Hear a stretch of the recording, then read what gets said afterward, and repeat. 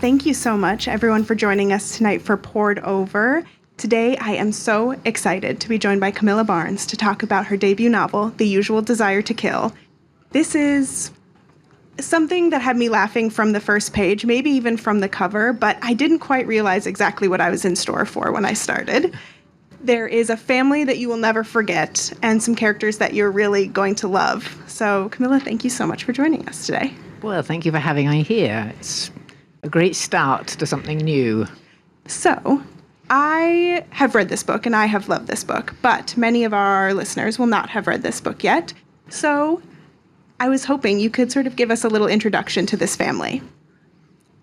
An introduction to the family. Well, it's in 3 generations. Father, mother, a couple who've been married for 50 years, who are very set in their ways. They're English, of course. But they live in France, of course.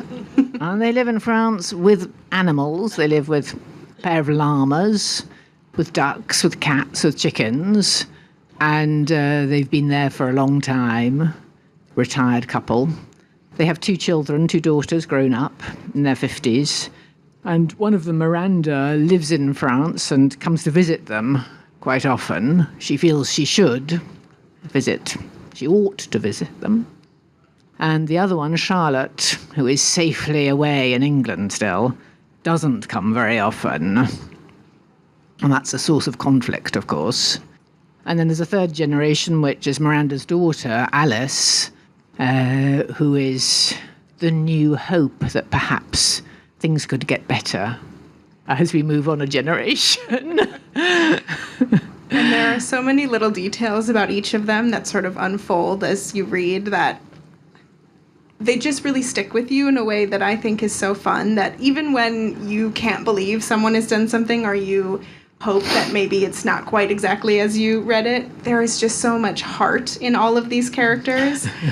And I wonder how this family came to you. How was there a character that arrived first? Was there a setting that came? I wonder, how did this story all start? The story all started with the grandparents. I'm not going to bother lying. There are certain parallels with my own family. Very distant parallels, of course. Well, my mother certainly thought that it was very distant. She's not at all like me, you know.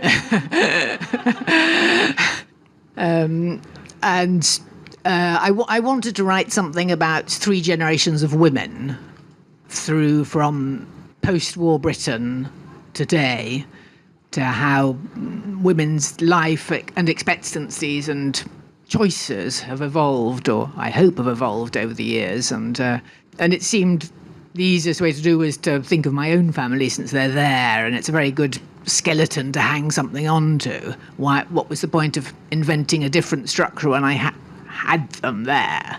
And so there are various true bits. I do have 2 parents. I do have a sister who lives in England. I do live in France, and I do have a daughter. I also have a husband, though, and he's not in the book, so it's not all true. And my parents live in France, and my father is a philosopher. So, and actually, they do have llamas. And I didn't make that up. But that's just the start to the story. And I started off, I wanted to write something about long-term relationships, these long marriages that go on, where people are sort of incapable of changing. I've always thought that you have to change in life. You have to be capable of change, at any rate. I work in the theatre, and every day we change. Every day is a new challenge. Every day is a new show. You put the curtain up and it takes down. Every day you have to think that everything could go wrong and be ready to start again. So you're living on the edge of things. And I think that's a great way to live. I couldn't do an office job. I wouldn't know how to start. And so I was thinking about long-term marriages in the same way. I think, is there a point where people think they want to go but they don't leave, but it's too late. They don't have the courage to move on or to change, as if it was a failure. Whereas I think it's a sign of courage, saying, not that I got it wrong, but this is not what I want anymore. That was the starting point to the story, and it began as just a conversation between 2 elderly people with llamas. And those llamas have really captured the hearts, I think, of many people that have read the book. I didn't know that it was going to be... Actually, it was a book about llamas, I think I've invented the lamb dram, the llama drama. It's a new style. Yes. Yes, I think that's your brand now. Yeah. I don't know. I mean, it might be tough to shake. You might have to do a different animal with every book, but it's something to consider. I love the lens into this family that we get through Miranda. I love her voice and the way that she sort of sheds light on what's going on, and she gives us her opinions, certainly, on everything that's happening, and yet there are moments where you can sense her opinions really bleeding into, I think, what she sees. But I love the voice that you created with her, and I think it brings us very kindly in many ways through this story that I think could come across less favorably without that lens. Yes, I didn't want it to be cruel. I thought it would be quite easy to make it young people laughing at their old parents, and I didn't want it to be that. I was quite sure that's not what it's about. And as we find out in the book, although we follow Miranda for most of the time, but not all of the time, that Miranda, who's quite sure about most things, is actually wrong about most of them. But then everyone else is as well. Yes. Yes. And that's important. It's the idea that it's judging your children or judging your parents on what you know of them, but they're only showing you part of what they are, and they're usually wrong about what they're showing you anyway, as well. That they've misremembered the past as well. So those long family stories that are told again and again and become sort of family folklore. When you start thinking about it, well, actually, that doesn't sound very likely, really, does it? Are you sure about that, Mummy? Are you sure that your grandfather died in Gallipoli? That doesn't sound right. I mean, it just doesn't add up. Yes, there are several of those in my family as well, including my father's uncle with a hook hand who cleaned monkey cages. That's a great story. I like it, yes. But I question the validity of some of the pieces now. But I do think there's an interesting piece of the moment that you start to realize that your parents are people who've had lives, who have experienced things that you maybe don't know about. They've never told you, and you don't realize how that has come to affect them, and then in turn yourself. I think so many of those moments are really important in this story, especially with Miranda's mother. Those moments where you realize, oh, there's something so different than what she thinks that has happened. Yes. I mean, I think to start, it's supposed to be a funny book, and I think it starts out quite funnily, and then it gets blacker as you move on. Though there are lots of jokes towards the end as well, of course. But yes, it's about it is mainly about the mother and how Miranda sees her, how she thinks she sees her, how she judges her, and how she's wrong about many things. We only know our parents from, well, we're missing them at least 20 years. And watching the different generations interact in a different way, especially watching Alice interact with her grandparents. Because I do think often we have a different relationship with our grandparents than a parent to child. There is a separation almost. I know I've seen in many situations where there is a different connection, a more tender connection. And I think that comes across in this, that the way Alice is able to connect to her grandparents is really something different. And watching Miranda navigate that is really interesting as well. Yes, I think it's not jealousy. She's not exactly jealous of Alice, but that she can see that Alice has a relationship with her grandfather, with her Alice's grandfather, that Miranda didn't have with her father, and that's missed opportunities. It's the father who was incapable of being kind or attentive, and who wasn't cruel with his children, but was perhaps very absent. And I think it was Nan who came up with a great expression that they were casually cruel. And that's right. It's a good way of putting it. Casually cruel, not intending it, but that's the way it was. And I think that's true for a lot of us when we miss opportunities with the children when they're growing up, and then they go on and you think, oh, I could have done this, I could have done that, I could have done it better. And then when grandchildren appear, which mine haven't yet, but they might, I suppose, then you try. I think it's easier to be kinder because you're older and you see things differently, and you don't. It's a completely different relationship. I think when you become a grandparent, you are different anyway. You're older, you see things differently. You're not setting out in life trying to earn your life. You're in a different place in your life anyway. So I don't think Miranda is jealous of her daughter, but she can see that it's something that she didn't get from her parents. And now she feels, it seems, this sort of obligation to them as well. She keeps showing up, though she does not want to, it seems, in many ways. She continues to be there. She worries for them. What happens if I wouldn't be there? And maybe also getting sort of the sense of, oh, am I staring down my own future as I watch? We all turn into our own mothers, yes. Yes, I think that's something I like about Miranda is that she's not sure. She goes on and on complaining about her parents, how awful they are, and how irritating, how the usual desire to kill. And yet she keeps going back. And I presume, I don't know, because I'm not Miranda, but I presume she goes back because she wants to be loved. And yet whatever she does, she isn't. She isn't unloved, but they never say anything loving to her. And one can only presume that that's what she's going back for. It's not said so, it's not made clear. But then there are lots of things that I didn't make clear in the book, because I think everyone has to make their own mind up about that and maybe get it wrong as well, like Miranda. And especially in comparison to Charlotte, who manages to stay more distant and as much as she can. And the emails that you've included back and forth between Charlotte and Miranda are so funny.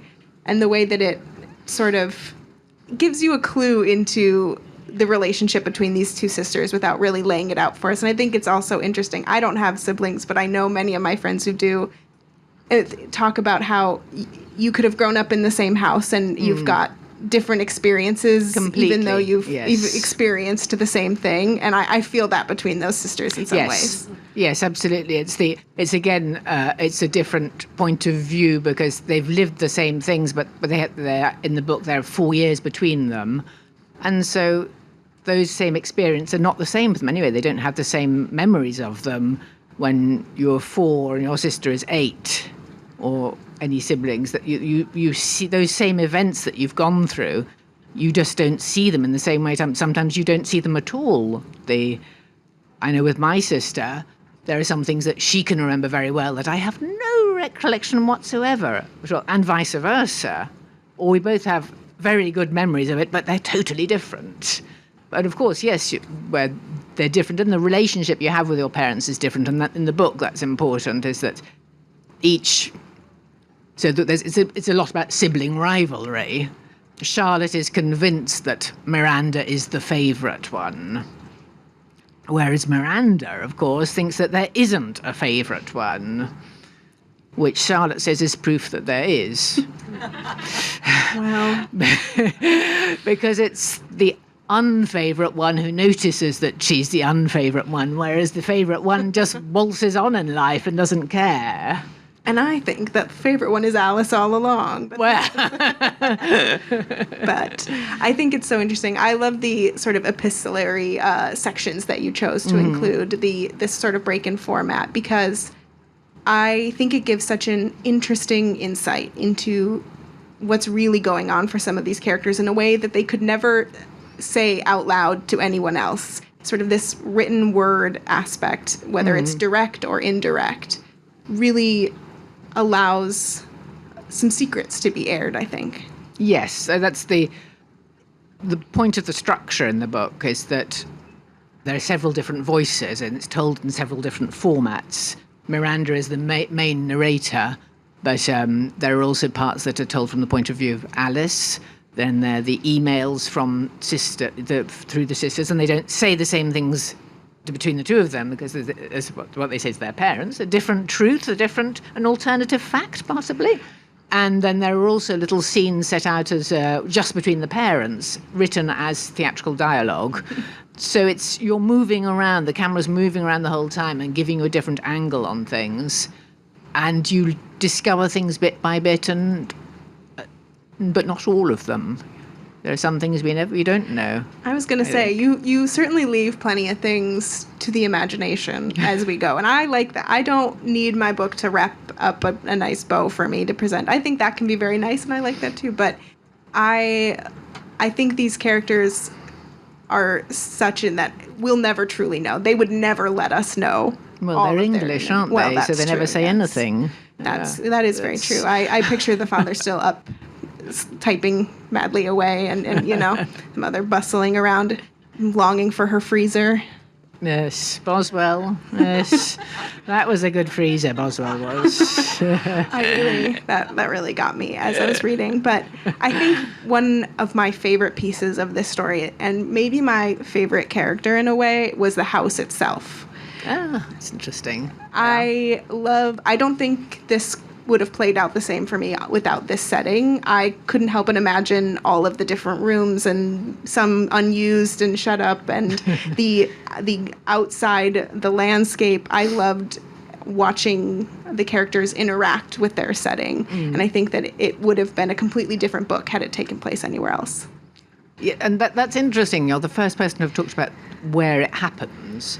It does happen in France, but that's not what it's about. It's not about people living in France. There's nothing about France in it. It's just that they're elsewhere. They're no longer where they came from. They've moved. They've gone away. And it could be a planet. It could be a different planet. It could be, and that's what the llamas do as well. I think the whole thing is a bit weird. They're a bit wacky.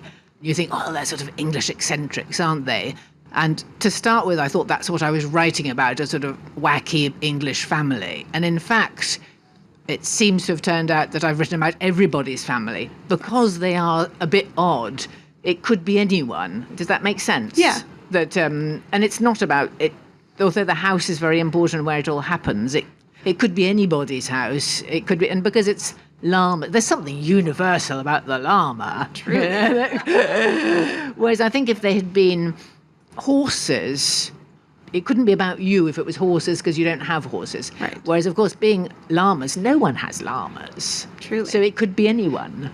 Yes. I know you know people have llamas, I do, but that's separate. a rare occurrence. It is. Yes. I think too that just having them in a setting that felt just as eccentric as they were, that really worked for me, as well as having them be isolated and far. It's not just, people are walking down the street past them, or neighbors are popping in, or I think really having them set, it accentuated this feeling of otherness in them. That's right. It's they've moved away from their children and the people they knew, and they met and grew up in Oxford, which it's a very small community. It's quite an odd place. That's quite a different planet as well. It's a bit science fiction-y as well. It hasn't changed since 1240. There's a building where we used to walk past, and that's the new building. It was built in 1720, but we still call it the new building today. I like this. Long before anything was... Yes. So yes, they've left that. They've gone away, and that's all. And that's inconvenient as well. We have to go and see them now. Yes. So I think it just adds to this narrative that Miranda has created for herself, that she is the victim in this scenario, that she must go visit these people, she must endure. Though in many instances I'm going, no one's asking you to be here right now. No, I know. She could stop going, couldn't she? Yes. And yet But I think that's what people do with their parents. Yes. They think, well, I ought to go, I better had go, and if I don't go, I'll regret it when they're gone, or when they're gone mad. So you have to go and check on them. I think basically she wants to be loved. That's all there is to it. She wants them to say, you were right to be an actress. It's a job. It's well done. That's all she wants, I think. Yes, and I think that we all have those things that Yeah. we crave and we want. And so even when we see that in someone else, there's just that pang of, oh, I do know that. And to watch her go on that journey and maybe not end up, getting exactly what she imagined, but there are glimpses of things. And I think that it goes back to what we were saying before, that no one's really a villain in this story. There isn't someone No. who is so awful that there's no redeeming qualities. There are varying levels of challenging, but I think, well, I hope that you change what you think about them as it goes on. I think that to start with, the mother is a bit of a monster, and then we become quite attached to her as we go on. Whereas the father we think of as a rather wacky, funny chap, and then we think, well, no, actually, he's pretty awful as we go on. And I think I like that you really change the way you feel about them. There's definitely, but nobody's really nasty, I don't think. no. And the father changes how he feels about the entertainer as we go on, as he destroys the record. Yes. That's one of my favorite parts. But just that sort of fit that he has over that is very funny. I just think there's so many little moments that we can attach ourselves to and picture and be like, what would I do if that happened? And those little moments. Did you have like a running list of things that you were deciding to put in? Did you write all of this in order? I guess this is your No. debut novel. I wonder, did this come to you sort of in fits and starts or in different chunks? It came in several different layers because I'd never written a novel before, and I'd never even tried to write a novel. I haven't got lots of unpublished novels in a drawer at home. Okay. Nothing. Empty desk. Yeah, totally. No, I've got lots of unstaged plays in my drawer, but I haven't got any unpublished novels. And I didn't know how to write a novel. And I had this idea. I wanted to write something about, the subject that about the long-term marriage and women over several generations. And so I started writing it just as dialogue because that's what I know how to write, because I write for the theatre. So I just started writing things out as little sketches about the freezer, a little sketch about the llama. They were little subjects, and it came out, the first version, as sort of 8 or 9 episodes that could be a podcast. It was just dialogue, and it was just funny. There wasn't any of the backstory. And then I rewrote it as a play, as a stage play. That was when Alice turned up. That was when the second sister appeared. And I thought, okay, that's better, but that's not it yet. And people said, oh, you've got to write it as a novel. Well, that's easy to say, isn't it? So I said, well, how do you do that? I don't know. I don't know how to write a novel. You just hope. Yes, I don't know. I don't know how to do that. And so the stage play sort of sat there for a while, looking at me. Then I had a month when I was all on my own at home in Paris, in August, which is for theatre is a very empty month. So I knew the phone wouldn't ring. I thought, well, if I'm going to write a novel, I'll write it now or I'll never do it. It's a good test. And so I gave myself the month of August to rewrite the whole thing as a novel, and that's what I did. But it came out so I already had those little sketches, the little ideas, the funny things, some things I can't say because that would be spoiler. Yes. I can't Yes. say, no, lots of things I can't say. But there was none of the backstory that is there now. And there was none of the what happened in 1960 in Oxford. And there was none of the basic story of what we discover at the end. And that all just happened as I was writing it. I was basically rewriting the sketches as a novel and thinking, well, a story had better appear at some point. And unfortunately it did, which was nice. You know what? And I Sometimes it really works. didn't know what happens. And when I started writing, I didn't know what was going to happen in the end. And then it came quite obvious bit by bit, and all the props that I'd used at the start of the play, literally the props, the freezer or the llama or whatever, all those things actually found their place in the story as we went on and became useful. So everything is useful. There's nothing you can cut out. It all has its own use. And instead of Chekhov's gun, we have Chekhov's llama. Yes. I love hearing that because I think so often we don't know. I mean, there's so many people I don't know how to write a novel. They may have the idea, they may have the piece, or they may be creative in other ways, writing for the theater, writing in other ways, and they just aren't able to make that connection. But I think sometimes when you have the right story, it comes together, because I do think I could see parts of this on the stage. There are some, but I think we'd lose so much of the depth from those characters that really makes you fall in love with them. Well, think of all those llamas on stage as well, of course. Well, it could be the musical version. Yes. I'm thinking Yes. the chorus line. Tap dancing llamas. Tap dancing llamas. Yes. I think there's a lot there. And I really love the way that you do use dialogue in this book. It really, the voice of each of these characters is so distinct and so fun that it helps you just feel like you're there with them in a way that really works for these kinds of characters, because again, like you said, there are ways where this could be sort of a cruel book or a hostile book and to, I hope it's to not. fall in. Yes, no, I found so much appreciation for each of these characters. I think especially the father. Yeah. I think towards the end, and really starting to understand his perspective was a real treat to get to read. Good. And I hope I don't mean it to be cruel. I want it to be funny. Funny, but without being cruel. Well, cruel in places. Sure. But, yes. A little sprinkling never hurts. And it is, you're right, it's very dialogue based. That's what I that's what I start with. I always, whenever I think of the story or things that are going to happen, I always think of it to start with in terms of dialogue. And I think, oh gosh, I'll backtrack now, write it in different. Right. How would you do it if it's not dialogue? That, and that's why there are all those different formats within the book, because it's it's on stage. It's move people. You have to be able to tell the story with different people.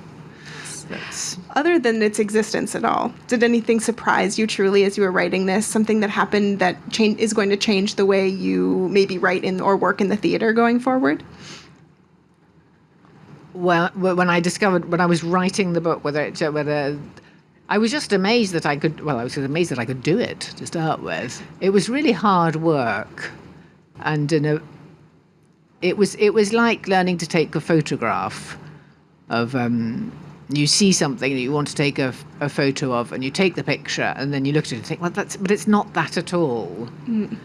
And then you take the picture again and again and again until at last you get that's what I was trying to show you. I found that much harder to do writing a novel and writing dialogue. Dialogue is much for me it's easier. I know for a lot of people don't find dialogue difficult, but I'm saying what people do and what they say. That's what the book's about, what people do and say, and then you make your mind up. The reader makes their mind up about what you think about that. Yeah. It's a very pared back way of writing, I think. They're not acres of descriptions of things. Even if you like what the house looks like, there are not many descriptions of it, even though. It's just that people, they live in the place, and so as what they say and what they do makes the house come alive, I think. I agree. And I think that is one of the things about fiction that is so powerful to me, is that you bring so much of yourself to what you read. When I watch theater, I feel immersed in that, what the theater is trying to show me. And we all bring our things there, but there is a lot of being shown something in a full and finished form. But when you're reading a novel, you're bringing yourself to it as well, and it's reflecting back. And I'm sure you're getting so much of that with people telling you all about their families. It's my mother. It's my mother. Yes. Yes. That I think that's something so beautiful that we can get through novels, is that connection to these characters that we. Yes, I think you don't get it on stage. You get something different on stage. It can't be your mother, because it's the mother you can see on stage. Yes. Whereas with the novel format, you can, and of course you're reading at your own speed. You can go back and read things again and think, did I understand that? Oh, hang on, you ruffle through and you reread a bit, think, oh, no, that was it. On stage, it's a joint journey with the actors and with everyone else in the house that evening, and it's going to last that time. And you've got to keep going. You can't go back and reread what you missed. If it's not funny straight away, then the joke doesn't work. Everything has to work straight away. Now.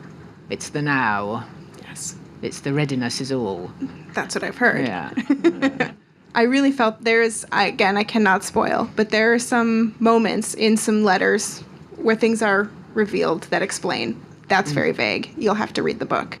No, they've got to buy it first. Oh, yes, They've got to buy write it. and then read it. Yes, buy 12, read them, give them to everyone you know. That I stopped and went, oh. And it changed the entire way I've looked at the book Yes. up until then. And those are the moments that I think, oh, what an incredible experience. I think. Well, I'm glad that worked for you. I thought of it as quite a theatrical moment as well. Mm-hmm. The most recent play I had on stage in Paris, there was a moment exactly like this where suddenly you discover it's it was that, was it? And this marvellous feeling in the audience of everyone going, oh my God, like that. I didn't see that coming. I love that. Yeah. And I think that nobody knows what happens at the end. Well, of course, and I think that's because I didn't. When I was writing, Right. I really didn't know what was going to happen, that was the end. And it came quite obvious. Right. I discovered I'd actually written that already and I didn't know it. I said, yes, of course that's what it is. And then that moment translates out to the reader and it just clicks. Yeah. And I love that. But I think that, again, that's one of my very favorite things in fiction. And so I was hoping we could talk, as we're in the bookshop and we're talking about books, we could talk about some of your favorites and some influences on your reading and writing. Well, I read both in English and French. I have to say I don't read very much American. That's okay. That's shameful, isn't it? No, it's all, No. you tell us whatever you prefer. And I find that the older I get, the more non-fiction I read. I find, and especially since I've started writing, I find it very difficult to read fiction. So that's the influences. Influences everything I read when I was little. I read a lot. I was brought up to read a lot. I was in a house where there were only books and no television, so that was good. And a lot of there's a lot of very good children's literature that was brought up to read, whether it be Alice in Wonderland, or The Tiger Who Came to Tea. That's a great book. Who's read The Tiger Who Came to Tea? That's a book. I know it all by heart. Okay. And so does my daughter, of course. Sure. Yes.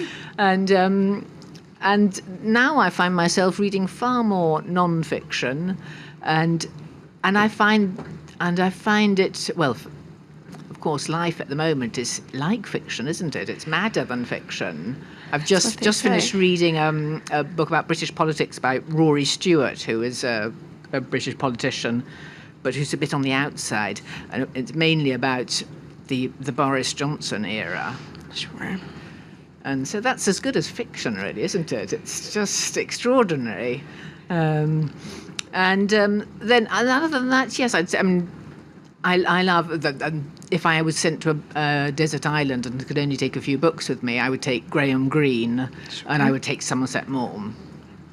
Wow. I think definitely Somerset Maugham would be there, all of them. And that's cruel. He's real. And Evil in War, he's cruel. Yes. So I only really like cruel things. Well, we're sensing a theme, and that's Evil okay. in Evil in War is cruel and funny, though. Well, I think you need the balance in order to sort of make it palatable for us, especially now. We need a little bit of humor with our unprecedented events. Well, when I thought of writing this book, I thought, well, of course, it's all very well writing a book. I might be able to manage that, but I'll never get it published because everyone writes books, and it's like writing a play and they're never staged. You write a book and then it's never published. And I thought, well, if I've got the slightest chance of getting it published, I've got to make it short, then at least someone might read it, and make it funny, because everyone needs jokes. That's true. And that seems to be a recipe that worked. And you've accomplished. And then I thought, it's got to be funny and short, but I better write a preface with a joke on the first page. So even if they don't get past the first page. So that's what it's like. There's a joke on the first page. You do. You start us off strong, and there's so many things that just don't stop. I mean, I don't think there's a page without a joke. But not in not just, yes. I hope so. I like it. I do. I found myself actually still laughing when I reread it when I've been proofreading, which is good. It makes the proofreading easier to do, I see. And I'm sure I forgot that joke. That's quite good. And now I'm translating into French for a stage play. And so I'm thinking, but I can't translate that. That won't work in French at all. What's the French word for llama? I'm afraid it's llama, and with only one L. Oh, It's terrible. I know. That think is that's- less fun. Yeah, it's not a good word at It's all. okay. Yeah. Yeah.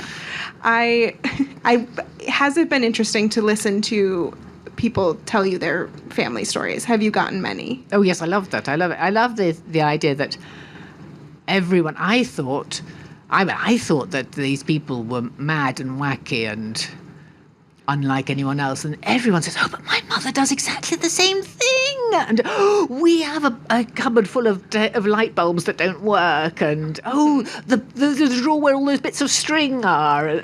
So Yes. even if you aren't a post-war baby, apparently everyone does the same thing, which of course bodes badly for us because that means that we're going to do the same thing as well. I know. Yeah, I have it's some thoughts ineluctable. about some things in the garage at my parents' home that that's lends me to believe I will not escape this.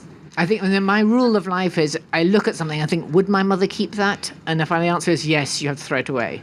That's yeah. I think that's very fair. So I have to ask as well, you've written your first novel. Will there be more? Will there be more? Well, I think there would have to be more, really, wouldn't there? I don't think. Well, I think there are some unsolved questions in there. So yes, I think there will be more. I can't see when, sure. but it's sort of halfway there, Ooh, okay. and it's a follow-up. Ooh. Yes. I love to hear that. I think that's very exciting, and I think that many of the readers of The Usual Desire to Kill will be very excited. So thank you so much, Camilla, for joining us to talk Thank today. you so much. Thank you, everyone.